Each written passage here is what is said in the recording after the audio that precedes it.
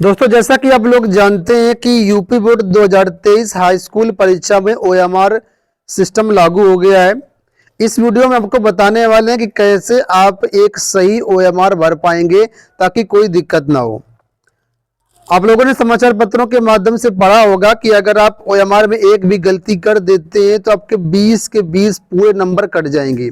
OMR जो है ये 20 नंबर की होगी। इसमें 20 बहुविकल्पी प्रश्नों के उत्तर आपको भरने हैं। तो सही ओएमआर सीट भरना बहुत जरूरी है, अदरवाइज आपका बड़ा नुकसान हो सकता है।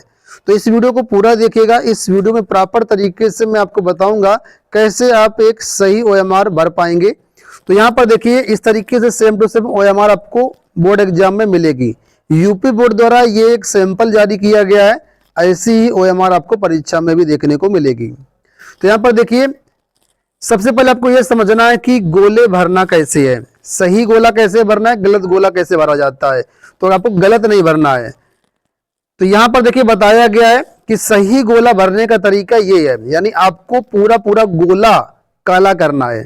ठीक है, ऐसा नहीं कि इस तरीके से जो यहाँ पर सैंपल दिए गए इस तरीके से आपको जो है गोला नहीं भरना है। आपको बस सही भरने का तरीका ये यहाँ पर देखो मेंशन है, ऐसे ही आपको गोला यहाँ पर जो है भरना है। ठीक है, अब यहाँ पर देखो, जब आपको ओएमआर मिलेगी तो सबसे ऊपर यहाँ पर आपको भरना होगा जिला कोड। किस जिले से संबंधित आपको वहां पर जिला कोड जो है भरना पड़ेगा। तो यहाँ पर देखिए, सबसे पहले इन्होंने आगरा लिखा हुआ। आप जिस जिले से संबंधित है वहां का कोड और नाम दोनों भरना रहेगा, जिला कोड भी और जिले का नाम भी।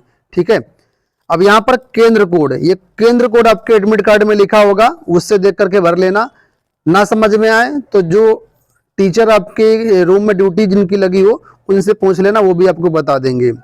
रोल नंबर आपके एडमिट कार्ड में लिखा होगा, देख करके भर लेना। ठीक है, इसके बाद विषय कोड और विषय का नाम, यहाँ पर ये आपके एडमिट कार्ड में लिखा होगा।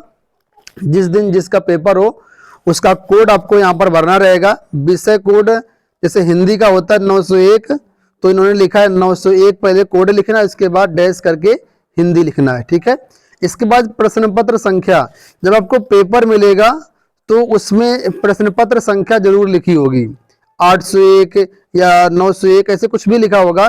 तो जो भी पेपर आपको मिले, जिस दिन अलग अलग दिन आपको अलग अलग पेपर मिलेगा, तो ये प्रश्न पत्र संख्या आपकी अलग अलग हो जाएगी।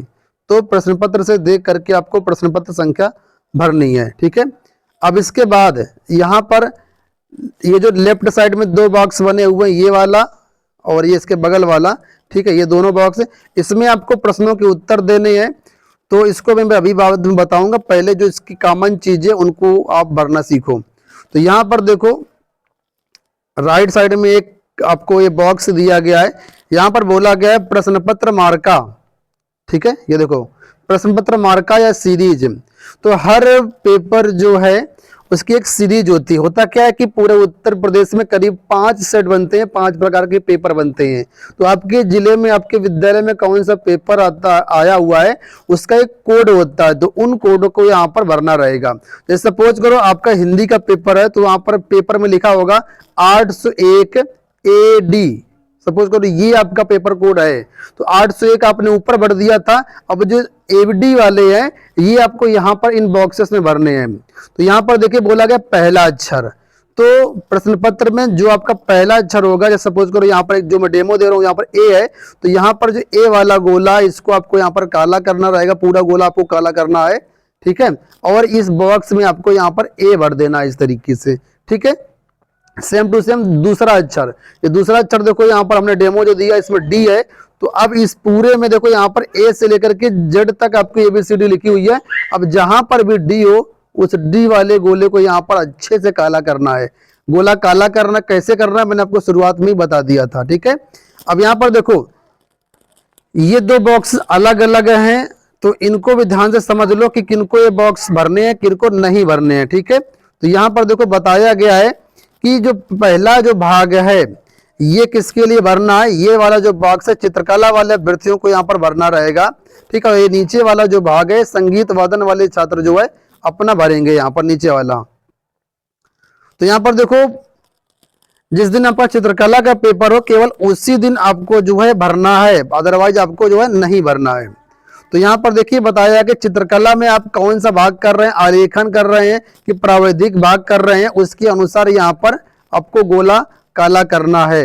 अगर आप आलेखन कर रहे हैं तो आलेखन वाले भाग को आपको काला करना है, इस वाले को, और अगर प्राविधिक वाला कर रहे हैं तो प्राविधिक वाले पे काला करना रहेगा जो गोला बना है।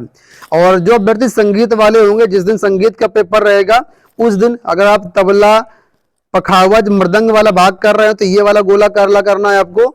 और सितार, वाणी, सारंगी, सरोज, इसराज, गिटार, वायलिन, बांसुरी के लिए आप ये दूसरा वाला गोला करेंगे।